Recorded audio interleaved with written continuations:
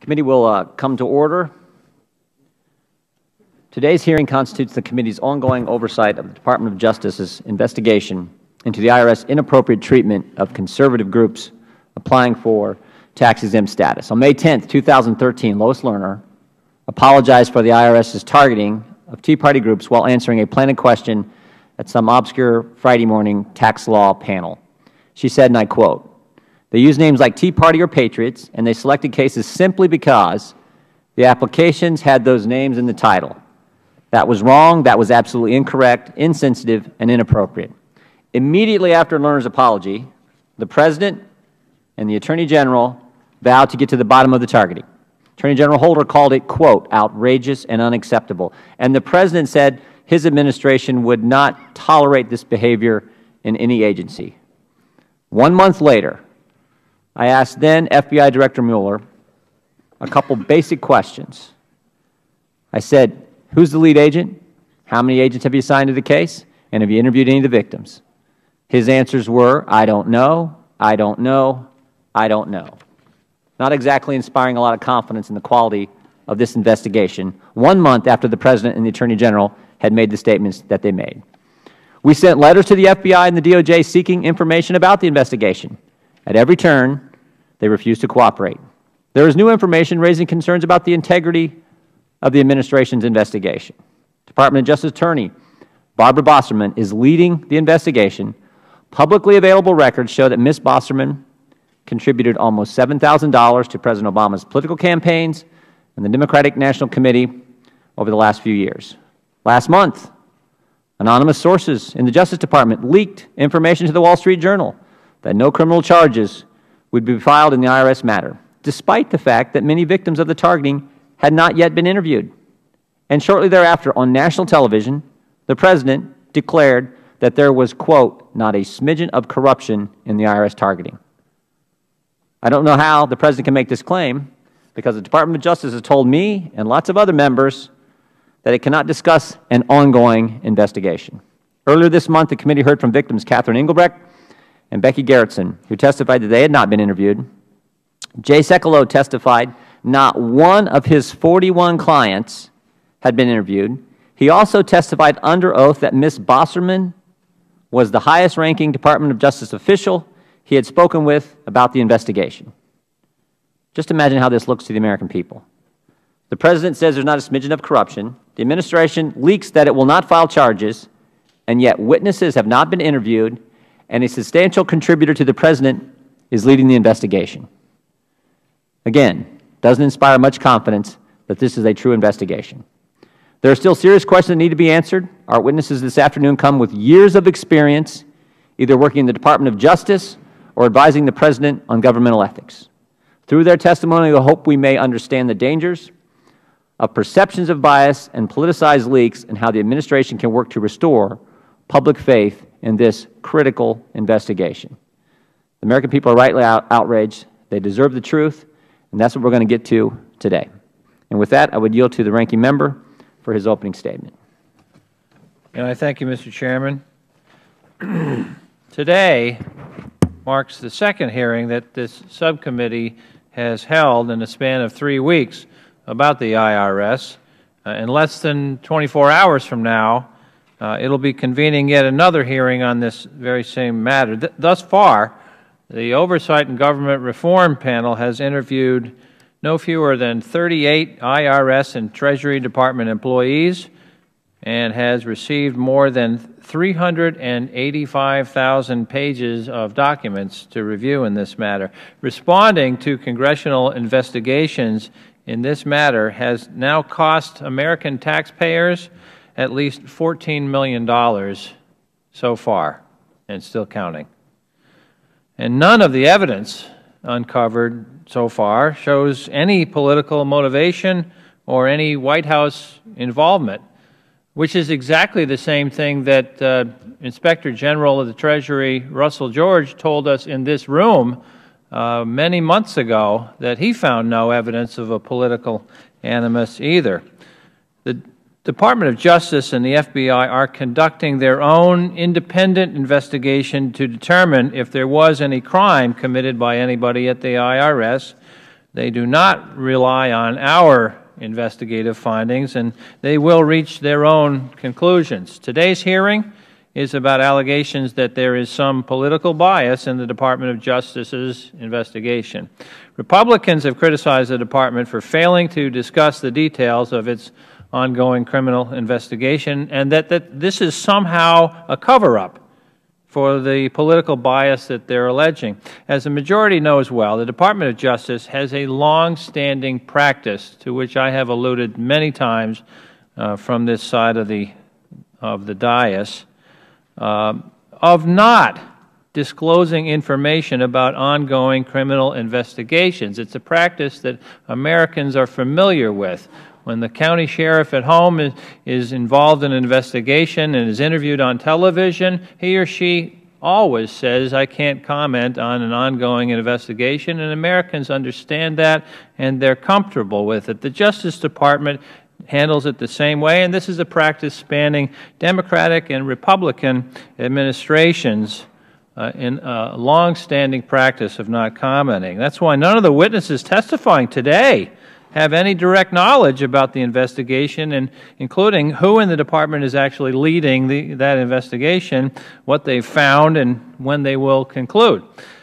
But maybe the most troubling criticism is the Chairman's claim that the investigation has, quote, "the appearance of a substantial and material conflict of interest," unquote.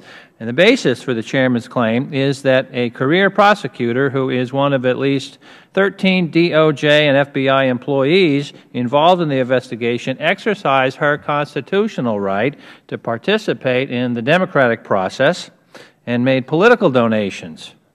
During the last hearing we had on this very same topic, I entered into the record the legal opinion of Professor Daniel Richman of Columbia University Law School, who has spent decades working on just such issues, and prior to serving in academia, served as an assistant U.S. attorney in the Southern District of New York and was the chief appellate attorney in that office. Professor Richmond categorically rejected the Chairman's interpretation of the law, saying any claim that these contributions in and of themselves create a conflict of interest strikes me as meritless. The plain and indisputable language of the law allows career civil service servants, like any other American, to exercise their constitutionally protected right to participate in the democratic process. Can you imagine, Mr. Chairman, if a private employer looked into a private citizen's participation in the political process before hiring them, or didn't give them an assignment based solely on whether they were a Democrat or a Republican? Where would it end? Would it end at campaign contributions, or what about signing a petition to get their member of Congress on the ballot, or about whether or not they simply voted in the last election?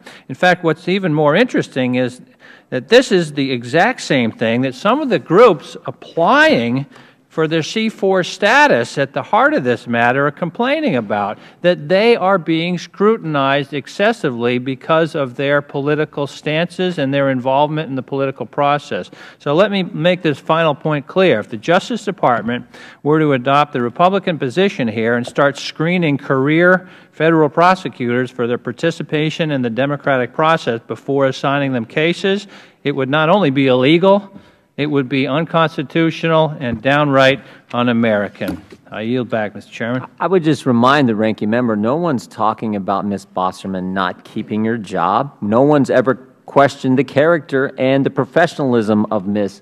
Bosserman. All we're saying is that 28 CFR 45.2- says disqualification arising from personal or political relationship. The employee's participation would not create an appearance of conflict of interest likely to affect the public perception of the integrity of the investigation or prosecution. It couldn't be any clearer. This is not me making this up. This is straight from the rules that apply to the Justice Department personnel. So to equate it to the private sector has just simply no bearing whatsoever on the issue at hand. With that, I'd recognize our distinguished panel today. Excuse me, Mr. Connolly, do you have an opening statement? I was looking for I thought the Chairman and the ranking member full committee were going to be here for an opening statement, but if they're not, we're willing to see if Mr. Meadows or Mr. Bentivoglio has an opening statement, or Mr. DeSantis. Mr. Connolly? Thank you, Mr. Chairman. I don't really have an opening statement other than I just heard the ranking member's statement and your own. I would just say if we're going to apply the standard across the board equally, then frankly it would tend to disqualify the credibility of the IG, Mr. Russell George, who has done precisely the same kind of political activity, has contributed to Republican causes, was a member of the Republican staff, has met exclusively with the Republican staff of this committee. So if we're going to cast aspersions on somebody else's character or just questioning whether she meets the standard, we could apply the same thing to the IG, whose testimony we've relied on to create a great scandal that turns out to be very limited testimony and rather cherry-picked at that. So I look forward to hearing us explore this issue, and I hope we'll do it fully and across the board in an even-handed way. Thank you, Mr. Chairman. We're going to pause for just a second because I know the Chairman is on his way and would like to make an opening statement. Yeah, and I know we do have votes any minute now. Let me introduce our panel. Maybe we can swear them in and then come back to Mr. Chairman Iss's opening statement. We have first Mr. George Terwilliger, who is a partner at Morgan Lewis law firm. We have Ms. Eileen O'Connor, who's a partner at the firm Pillsbury Winthrop Shaw Pittman. Mr. Hans von Spakowski is the Edwin Meese III Center for Legal and Judicial Studies Senior Legal Fellow at the Heritage Foundation. And Mr. Glenn Ivey is a partner at Leftwich and Ludaway. And finally, Mr. Richard Painter is a Walter Ritchie Professor of Corporate Law at the University of Minnesota School of Law. I want to thank you all for being here. We know it's not easy always to come for these, but we appreciate your expertise and your willingness to share with us that expertise today. Pursuant to committee rules, all witnesses will be sworn in before they testify. So if you'll please stand, raise your right hand. Do you solemnly swear or affirm that the testimony you're about to give will be the truth, the whole truth, and nothing but the truth, so help you God? Let the record show that each of our witnesses answered in the affirmative. The rules are you're going to get 5 minutes, more or less. Close to 5 is how we'll do it. And we'll work right down the line. But unfortunately, that's not going to happen until after we vote. And I'm hoping, Chairman, so we're going to recess now. The Chairman will have an opening statement when we come back, and we'll get to your testimony. This is as good a way to break as we're going to get on a day like today. So just you can retire to either room, the restroom facilities, coffee, whatever you need, and we'll be back in, how many votes do we have? 3 votes.